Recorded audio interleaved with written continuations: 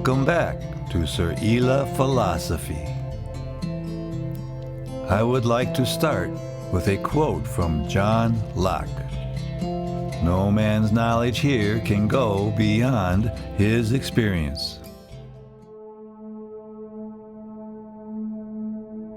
Book 1, Seryla Philosophy, Rational Thought with Accountability. Today we will be covering: is our use of reason accountable? Is our use of rational thought accountable? Is our use of religious thought accountable? All right, let's get started. Is our use of reason accountable? Paragraph 1. When we engage in the use of reason, do we measure our reason against our physical world or our human mind? Our science operates under a specific system of thought that requires them to measure their ideas with the use of reason and logic. Hard science associates itself with the examination of our physical world. We have progressed because we have built accuracy between our understanding of the physical world with the reality of the physical world. Nevertheless, reason as a presented method to human social ideas, do we have within the definition of reason a requirement to connect to the physical world? Paragraph 2. What is our definition of reason? Because the idea is broadband, we have different ideas of reason animated in the minds of human beings. To discuss the idea of reason, we have to work through the various ideas of reason. We need to narrowband the idea of reason into its various accepted forms. Once we do this, we can then analyze the definition to see if we are measuring reason against the physical world or against the chaos of the human mind. Paragraph 3. One narrowband idea of reason we have is that it is the basis for our actions, our decisions, feelings, or beliefs. We have no statement in the narrowband definition presented that reason has to connect to the physical world. Our basis could just as easily connect to non-reality ideas. We can have people justify the murder of people on the basis that they think differently to their thinking. When we define reason as measuring against the basis, we do not have a requirement for accountability because our basis may reside in the human mind and not relational to our physical world. We could have the basis to justify defending ourselves, even to the point of having to kill someone in our defense. Our base for this justification is that our physical existence is threatened. Our base here in our reasoning was that we measured against a physical reality. When we do not require the basis for our reasoning to measure against physical reality, we can end with our use of reason with accountability and unaccountability. We have left the idea of reason open to the chaos of the human mind. Paragraph 4. One narrowband idea of reason we have is that it is the motive for our actions, our decisions, feelings, or beliefs. Again, we have no statement or requirement that we connect our reasoning to the physical world. By the actual use of the word motive, we place it into the human mind. Motives involve internal drives. We have placed reason into an adhesive mindset. Footnote 4. The term adhesive mindset is not a term used in Seryla philosophy. The term used is adhesive framed reference. Because the later term is not defined until the chapter titled Frame Reference, the term adhesive mindset adequately reflects the meaning to the uninitiated listener. The term adhesive framed reference is also defined in the glossary.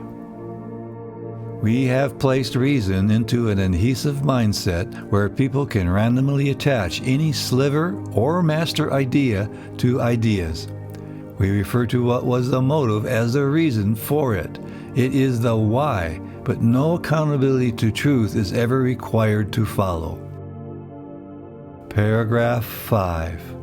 One narrowband idea of reason we have is that we have an underlying fact or cause that provides a logical sense to any idea. Whether this definition connects to physical existence or not depends on the idea of fact or cause by the user. If we require a fact to connect to our physical world and the cause of the action to connect to the physical world, then we can say that reason connects to the physical world. We have a narrowband definition that is aligned with hard science. Science works in the why. In the why, we get our fact and cause. Notice that the why connection to the idea of reason works for science. Nevertheless, when we apply this why to all ideas, we have a breakdown. Paragraph 6. The reason for this breakdown is due to the different existence the why resides in. We can follow the two different paths that hard science and social science takes with the reasoning of ideas. We can create the following flow of action. Fact, to event, to cause, then to why. An example of hard science would be fact, a release ball drops. Event, a falling ball. Cause, gravity. Why? Because gravity exists in physical existence. An example of a social science would be fact, a person looks or thinks differently. Event, murder. Cause, false reality ideas. Why? Because false reality ideas exist in human thought. Now, we have a mismatch of reason between science and social thought. One connects to the physical world while the other does not. Nevertheless, they both gave their why. In the cause and effect ideas of science, physical existence is a uniform and unchanging existence. By its own nature, physical existence is a singular source and directly associated with reality. Physical existence cannot attach false reality to itself. Our human thought does not have uniformity when we allow ourselves to attach reality to non-reality ideas. So, what is missing? Well, we have one additional movement in the human mind that physical existence does not have. With social ideas, we have fact, to event, to cause, to Y1, and then to Y2. We then have fact, a person looks or thinks differently. Event, murder. Cause, false reality ideas. Y1, because false reality ideas exist in human thought. Y2, false reality exists because of an unaccountable system of thought. I am going to add an addendum to lift the level of the double Y flow. Addendum. Fact, a person looks or thinks differently. Event, murder. Cause, and an idea that people who look or think differently are evil. Y1, because false reality ideas can exist in human thought. Y2, the sliver idea of reality was attached emotionally or reactively without any supporting physical connection. Notice that the why in science is stable as it rests in physical existence. Notice too that the Y2 of social actions is only stable when our thought system rests in maintaining its relationship with physical existence. Once we break from our physical existence and allow the attachment of reality to non-reality ideas, we end with unstable actions as it rests in the chaos of our minds. Paragraph 7. When we move from hard science of our physical world to our human thought existence can begin with false reality facts. False reality facts are actually non-reality ideas, as they do not exist in the physical world. Our use of reason under Y1 can only be reason if a system of thought with accountability existed for all ideas. Ideas are not restricted to scientific ones that measure physical existence with physical existence, but includes ideas that measure human action against humankind. The move of fact and cause from science to human activity breaks from physical existence. We must maintain a required alignment to physical existence if accountability to ideas is to remain. Otherwise, we break from our physical world and easily begin to make statements of facts presented as ideas with reality when they are really non-reality ideas. Once we start with non-reality ideas, our logical sense has no reality-based logical sense. Simply, when we use reason for social ideas without an accountability method, we begin to measure against the chaos of the human mind. Paragraph 8. One narrowband idea of reason is to think logically. We have no statement of required accountability. Because we have no requirement to maintain reality measured against reality, we can move logical outcomes to non-reality ideas. We can move these non-reality ideas in a logical form in relation to their false ideas. You could start with the idea that witches exist. You could follow with the idea that these witches hate water. We could then use logic to conclude that a reasonable action would be to dunk a suspected witch into water. We have no reality or truth required to the logical reasoning. Paragraph 9. One narrowband idea of reason is that it operates within the realm of good sense and practicality. We have to ask ourselves the following. What do we measure our good sense against? We have human beings in history that reasoned it made good sense to sacrifice children to manufactured ideas about otherworldly authorities. We have people that reasoned it made good sense to murder anyone branded as a witch.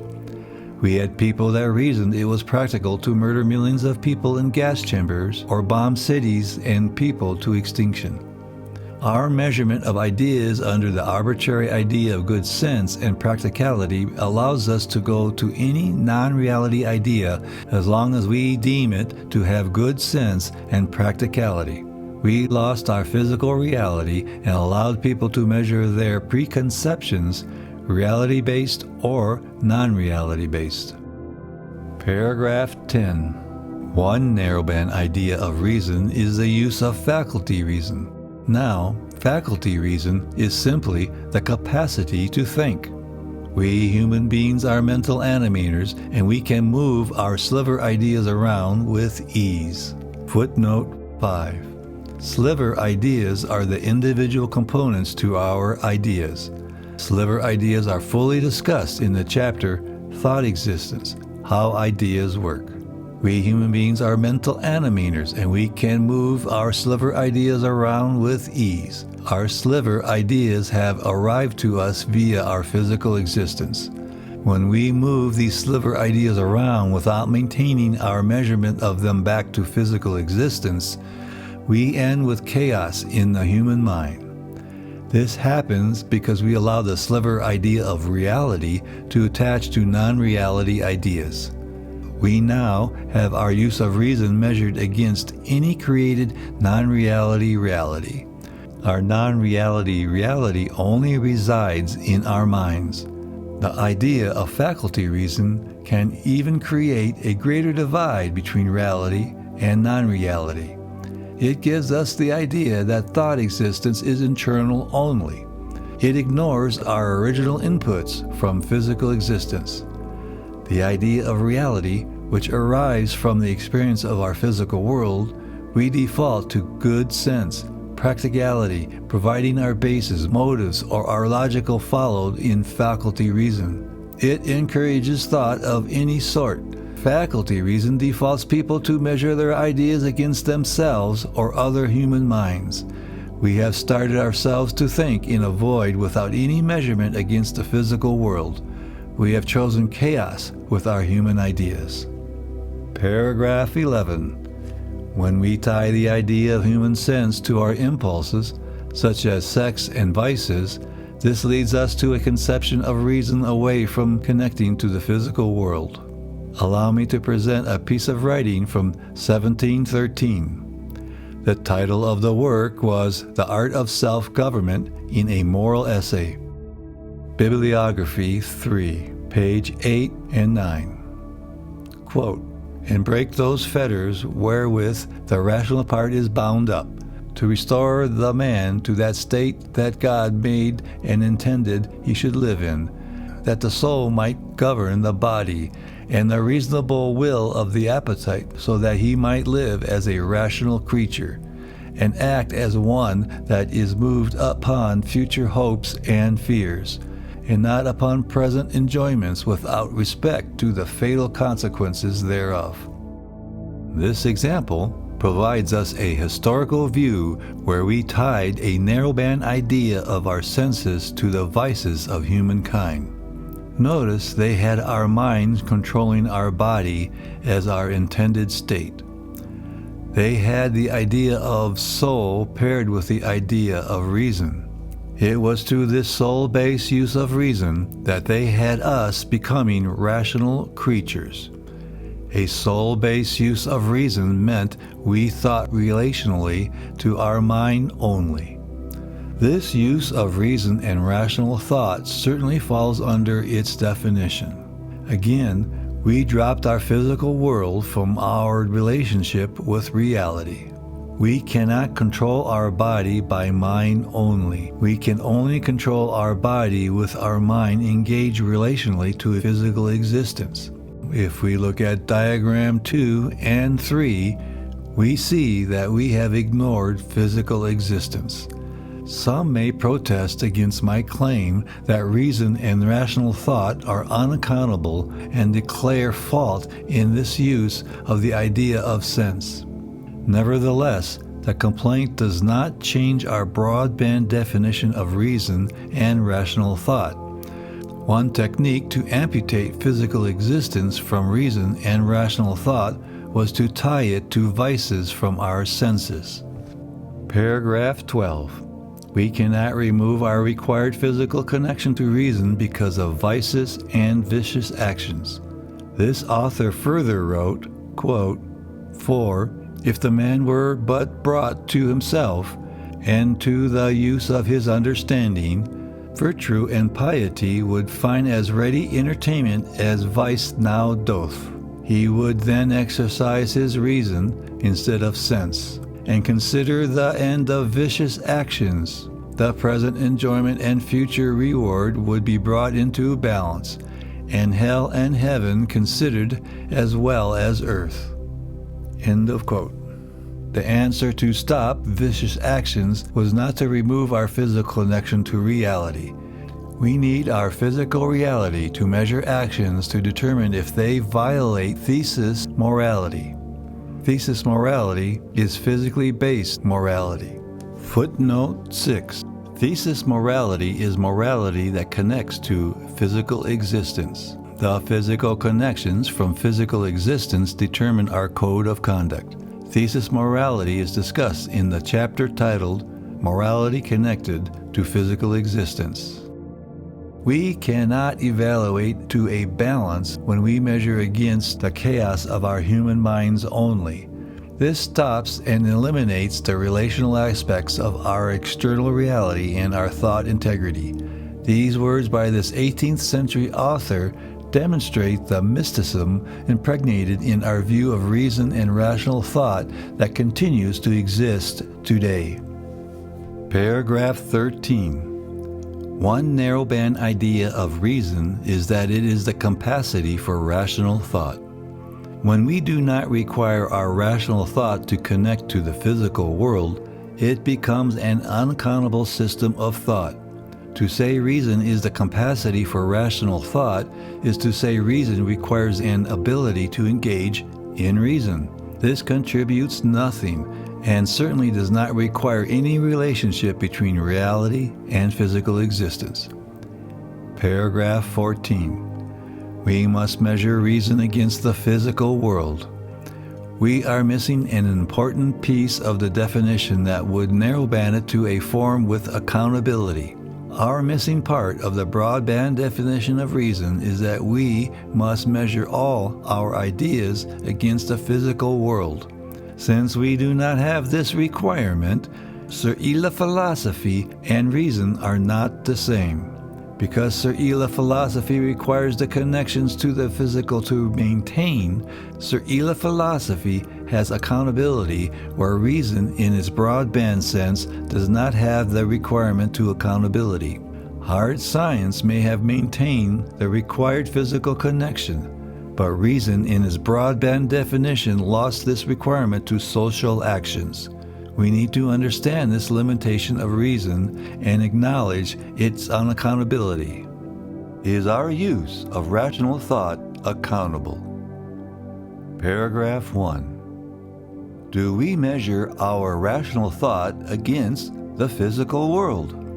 When we apply the word rational to the word thought, we find that rational thought nearly equates to reason. We often refer to the word rational as agreeable to reason or reasonable.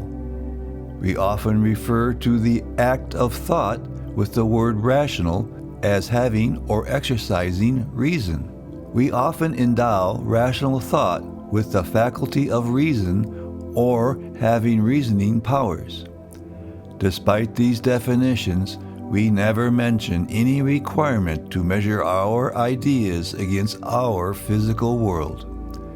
Under this, our rational thought defaults to the same arguments given above on the character of reason. Paragraph 2. One narrowband definition of rational thought is that it involves good judgments. What are we measuring our good judgments against? We can use any system of thought and claim good judgment in terms of how it relates to that system.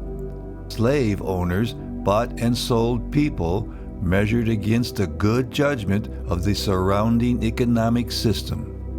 We see claimed good judgment by one religion while others view it as bad judgment. With human-centered systems of thought, we cannot distinguish good judgment from bad judgment because we have measured our ideas against the chaos of the human mind. We have only one requirement with good judgment. We only need to deem ourselves sane and lucid. How can we determine this if we measure our ideas against our own human mind? Nevertheless, we do have one aspect to the various definitions given for the word rational that brings us a bit closer to Seryla philosophy. Paragraph 3. One of our narrowband definitions of rational thought is that we reference against our senses. We often refer to rational thought as sensible or in good sense. If we use the word sense in its pure form and not include human thought or emotional reactions, we have a potential to line up with Seryla philosophy in our requirement to stay measured against the physical world. This is because our sensory existence is our player to our physical world. What we bring in with this player is the input of our physical existence. If we maintain our connections to physical existence, we bring accountability to all ideas. If we allow ourselves to move our sliver idea of reality around without maintaining the required connections to reality, we end with unaccountability and chaos. The use of sensible and in good sense becomes useless once we drop our accountability method and begin to animate sensible and good sense to ideas with our misplaced sliver idea of reality. Sacrificing children to manufactured ideas about a higher consciousness made good sense in that non-reality. Although deadly false, it is rational to the false idea. It does not matter if the traditional users of reason and rational thought wish to deny this. Unless we require ourselves to keep the sliver idea of reality measured against our physical reality, they are as unaccountable as religious thought. Friedrich Nietzsche did not measure his ideas against physical existence with a complete grasp. He acquired and created non-reality ideas as reality. He created within himself an adhesive mindset that bent his perceptions so he could not see the full physical aspects of human beings. He ignored our equal aspects while he focused on our differences. Under the use of rational thought, he created his higher men idea that began to violate our moral code of conduct to our equal aspects. Paragraph 4. Our historical thought is in doubt. We need to review our historical thought under Seryla philosophy. If we currently operate reason and rational thought without accountability, it is likely that all our history of thought contains errors of magnitude. We would have compounded all these errors with further errors. Our review of human thought throughout history is the purpose of Book 2 and Book 3. Once we have outlined Seryla philosophy, we can begin to measure our ideas with accountability. We will review our history and find out how well we match to our reality. From what we find, we can evaluate ourselves today and begin to move to a real-world civilization where we can eliminate coercion and liberate our freedom and liberty. Is our use of religious thought accountable? Paragraph 1. Religion does not connect their fundamental ideas to the physical world. Religions claim that they know the otherworldly. Otherworldly refers to an existence that is beyond our physical existence. By their own definition, they do not connect their ideas to the physical world. No religion has shown this otherworldly that can satisfy any conclusive and physically based idea requirements. The idea of intelligent design only shows the order in the physical world and not any otherworldly component. Therefore, if we have no physical connections to an otherworldly conscious designer and the core ideas themselves are not of the physical world, then all their ideas become non-reality ideas, except those by accident or necessity. Paragraph 2. A core component of religion is the requirement to suspend maintaining the accountability position of the sliver idea of reality. This suspension derives from their requirement to accept their ideas as reality by the method of faith.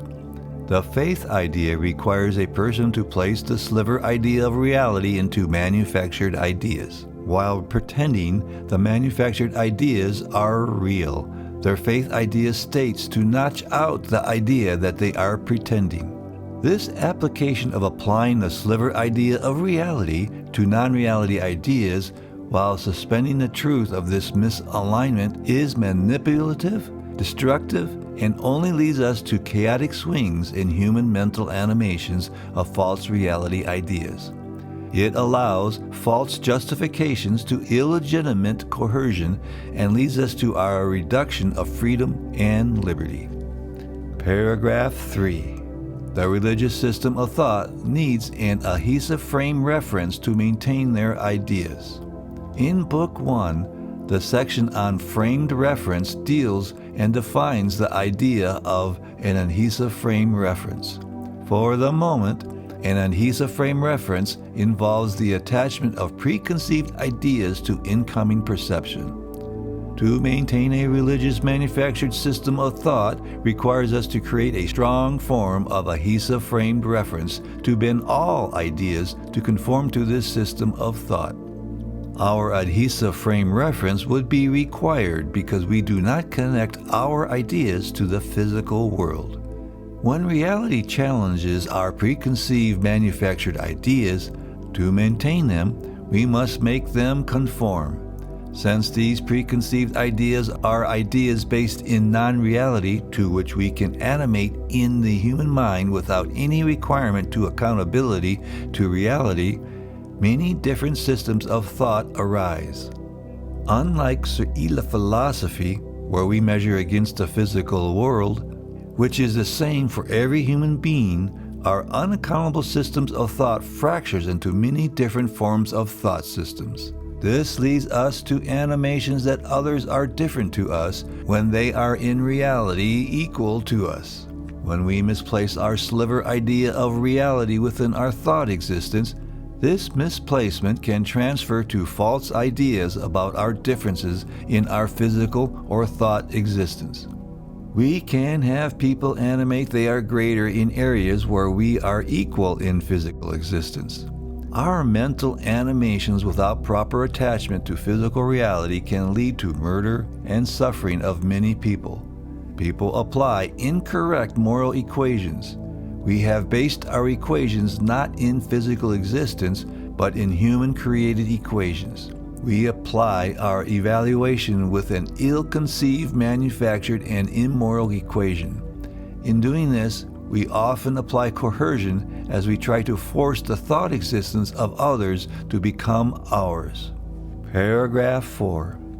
Preconceived false reality ideas leads to dogmas, domination, and static systems of thought. We can maintain our accepted false reality ideas only if we adhere to a preconceived frame reference.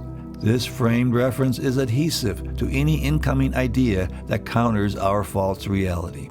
It captures conflicting ideas and bends them to desired false reality. We certainly can and ought to have our personal desires.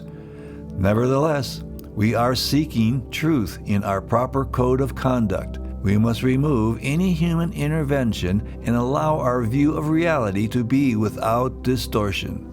We all can hope for a better world. We can obtain it if we evaluate to our physical reality. If we start with a hope of a better world through preconceived false reality ideas, we move away from our desired end.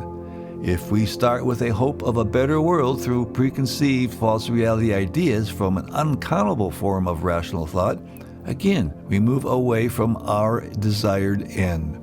We need to measure our ideas against physical existence. Instead, we measure our ideas against preconceived ideas, be them reality or false reality. Because our reality will always contradict our false reality, we engage in forms of indoctrination and rule with strict adherence. Since our religions require an adhesive framed reference to bend incoming ideas to a false reality, the development of a vengeful God works to force idea acceptance. Because of this, no questioning or human progression can occur. Paragraph 5. Religion tries to create ourselves to an end. Each religion provides us a doctrine to measure our actions. They provide us a model we try to aspire to obtain. How successful and unsuccessful they have been, we have seen over the past millenniums. This means that one aspect of religion was our attempt to create ourselves to an end. Paragraph 6. To what end do we want to create ourselves? Different religions led us to different ideas about what end do we want to create ourselves to. We had the end idea of salvation, nirvana, and enlightenment. Nevertheless, can we create ourselves, and to what end? Oddly, we can turn to an atheist to demonstrate how we can create ourselves. Part of the philosophy of Jean-Paul Sartre was the idea of in itself for itself. We generally interpret this as a human being trying to be God. From this, we ask, what is trying to be God mean?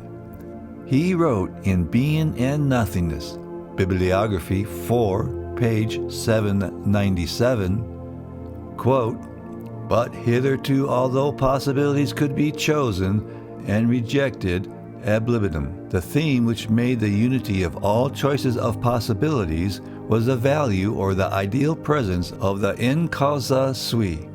What will become of freedom if it turns its back upon this value?" End of quote. Paragraph 7. Sartre took in ideas of the cause of itself, which led us to more non-reality ideas. We know that in causa sui means a being that is the cause of itself. The problem Sartre was dealing with was how to make personal responsibility the cause of itself. Nevertheless, if we had alleged desire to be a god, and that meant to be a being that was the cause of itself, then we have a broadband interpretation to deal with first.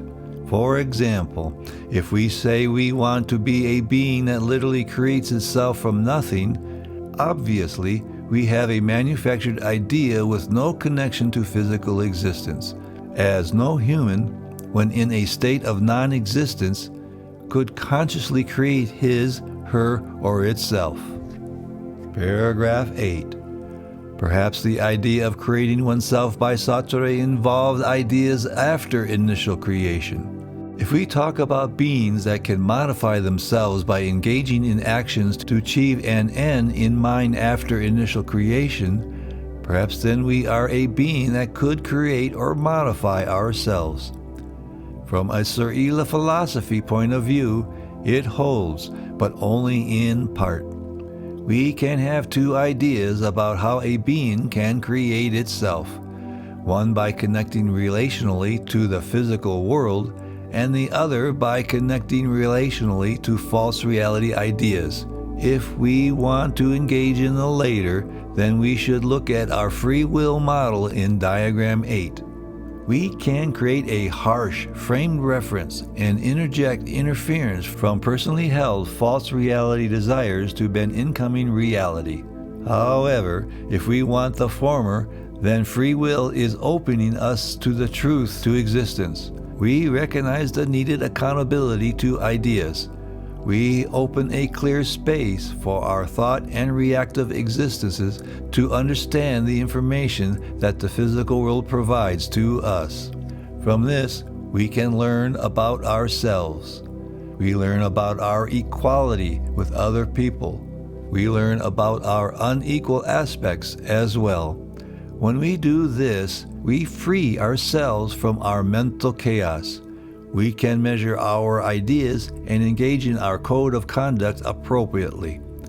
It provides us understanding and certainty. It takes away the sense of the unknown, uneasiness, self-doubt, and all other uncertainties from you. No person could dictate a doctrine or make an authority, be it a human-made, higher conscious idea, or the consciousness of other human beings that arbitrarily place their will above yours. We obtain balance to our community and ourselves. We will be stable because we work off the same set of conditions, our physical world.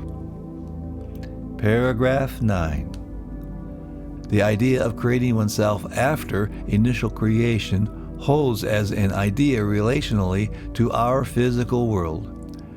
Therefore, trying to be a being that creates itself is exactly what our physical world is doing to us.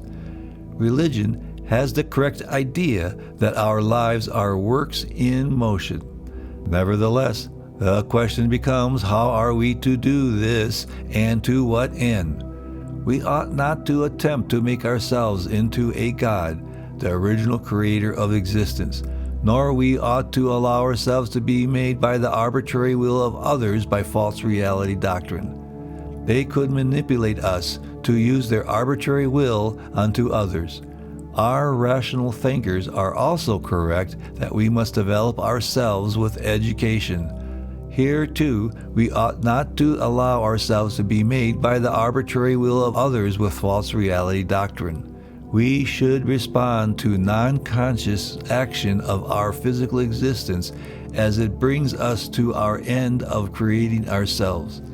Physical existence is our creator and our source of truth. We need to continue creating ourselves relationally to our creation by our creator physical existence.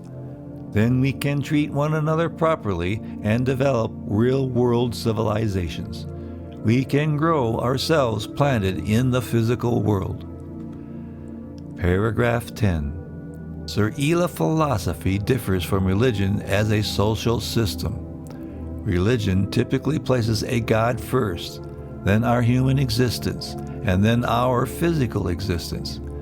This distant God beyond our physical existence speaks to certain human beings. They then tell others about their experience. Seryla philosophy places our human existence and physical existence together. Our Creator is our physical existence in action.